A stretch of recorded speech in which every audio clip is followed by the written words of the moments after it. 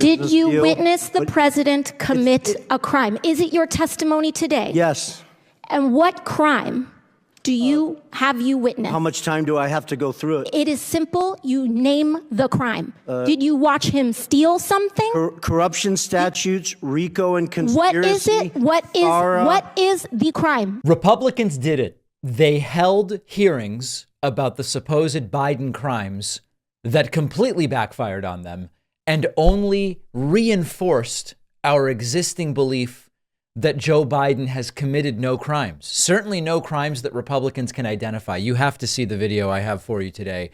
And we're really going to use this to get to what hopefully will be the end game of this endless circle of Biden crimes so we can move on to something more substantive. And by we, I mean the Republican Party. Is the Republican Party going to be willing to say, all right, listen, it didn't work. Biden didn't commit any crimes, at least not that we can identify, and it is time to move on. Let's start with the first clip. Democratic Congresswoman Alexandria Ocasio-Cortez was questioning Tony Bobulinski. Now, if you recognize the name Tony Bobulinski, it may be because he was touted on Fox News and elsewhere about a year ago, maybe 8 months, maybe 14 months, something like that. He was touted by so many in the right-wing media and Republicans in the House and Senate as the bombshell blockbuster witness to Biden's endless crimes. Well, he was given an opportunity to enumerate exactly those crimes, and he was unable to. Now, I do also want to be upfront with you and tell you that the clip I'm about to play for you, which I see as the total collapse of Bobulinski, this should be the end of Bobulinski as any relevant witness to this entire thing. I see this as a disaster for Bobulinski. This very same clip, and this is all about, the eye of the beholder. This very same clip is being circulated in right-wing media circles as Alexandria Ocasio-Cortez collapsing and Tony Bobulinski proving what a great witness he is to the endless criminality of Joe Biden. I invite you, go into it with an open mind and let's see what we make of it. Here we go. I have a quick question. Simple.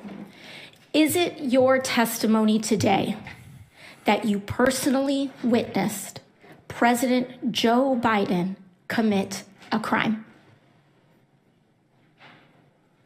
I believe the fact that he was sitting with me while I was putting together a business deal. Did you witness the president commit a crime? Is it your testimony today? Yes. And what crime have you witnessed? How much time do I have to go through it? It is simple. You name the crime. Did you watch him steal something? Corruption statutes, RICO and conspiracy. What is it? What is the crime, sir? You specifically. You asked me to answer the question. I answered the question. No. RICO, you're obviously not familiar with. Corruption statutes. Excuse me, sir. RICO is not a crime. It is a category. What is the crime? It's a category of crimes that you're then charged. You have charges. A long 100. You have charges. Sir, please want me to name the exact statute under RICO? Yes. Well, it's funny. In this committee room, everyone's not here. There's over 18 all right, sir. I reclaim my lawyers time. that went to law school. I reclaim my time. You guys hey, to thank define you, the sir. I statute reclaim my under time. RICO. Clearly, what we are seeing here today is a continuation of the 15-month saga of the Republican majority lost in the desert. Impeachment 101. The majority party or whomever is raising impeachment must accuse the president of a high crime, a specific high crime or misdemeanor. I would like to submit to the record HRES 918, the House resolution to open this impeachment inquiry. Without objection to order. This resolution does not outline a high crime or misdemeanor. Now let's go through this in pieces. Who's right? Is it Tony Bobulinski or is it AOC who are right that RICO is a category and not a crime? AOC is correct. In fact, I recently got a very extensive primer on RICO, reading Selwyn Rabb's book, Five Families, about the origins or oranges of the Sicilian Mafia in the United States and RICO as a category that was created and used in order to try to actually get some of the mob bosses, who very often were not directly involved physically in the crimes, but were overseeing them. But RICO is a category, and it stands for Racketeer Influenced and Corrupt Organizations Act. It is not a crime in itself. It was a law enacted in 1970 for organized crime. Trump actually may have violated some laws under RICO statutes and the RICO framework, but you have to find the underlying crime. So under RICO, you can be charged with bribery. You can be charged with counterfeiting, gambling offenses, kidnapping, murder, robbery, trafficking, embezzlement, all of these different actual crimes. And so AOC is correct. And when Tony Bobulinski, he sat there for the crimes. He witnessed the crimes. He's sure there were crimes. What crimes? I don't know, RICO. AOC is completely correct. Now, Bobulinski also tries to do this thing where he tries to make AOC look unreasonable by saying, what, you want me to name a statute with the number?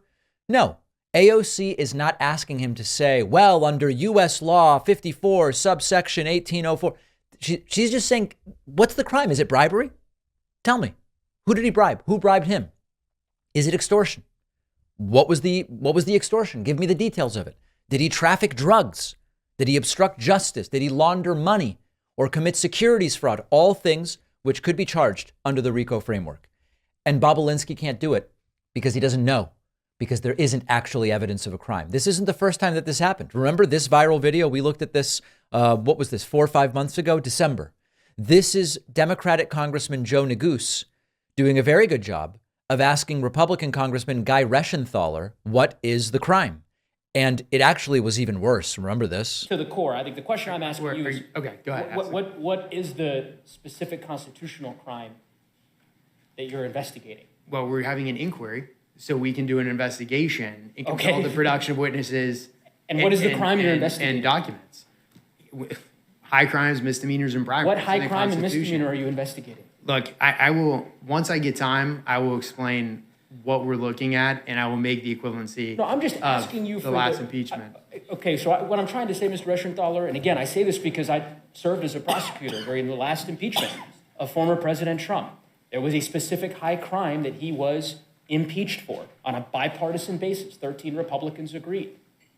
During 2019, when President Trump was impeached, there were 2 very specific offenses that he was impeached for. And I can't get an answer. I don't think members of the Oversight Committee could get an answer, or the Ways and Means Committee, or the Judiciary Committee. I don't think there is an answer. There's not, and of course it's unsurprising because according to even Fox News correspondents, House Republicans have been unable to make any kind of connection to a constitutional high crime and misdemeanor and President Biden. So I would say this, to make the argument that there is some similarity between, and I don't know if this is what you're... All right, so you get it. Again, Guy Reschenthaler also can't identify a crime. At a certain point, folks, if it looks like a duck and it talks like a duck and it sounds like a duck and it smells like a duck and it reproduces like a duck and it eats like a duck, maybe it's a duck. And here the duck is, in the absence of any evidence of any single crime, even potentially committed by Joe Biden. Maybe it's because Joe Biden didn't commit any crimes. Now, if you thought this looked bad for Republicans, just wait until I show you the next thing. As many people know, I'm a white ale type of guy when it comes to beer. And even for those of us who drink responsibly, like me, sometimes you still feel it the next day and it can slow you down, especially when you start to get up there in the years like me. Check out our sponsor ZBiotics, which is a probiotic drink created by PhD microbiologists. ZBiotics breaks down the byproduct of alcohol, which is responsible for some of those feelings the day after. When you drink, alcohol gets converted into a toxic byproduct in the gut. This byproduct, not dehydration, is to blame for how you feel the next day. ZBiotics pre-alcohol probiotic produces an enzyme to break that byproduct down. It's designed to work like your liver, but in the gut where you need it most. You drink a tiny bottle of ZBiotics before having any alcohol. You then drink responsibly, get a good night's sleep, and you will feel great the next day. ZBiotics works for so many people. Read the reviews online.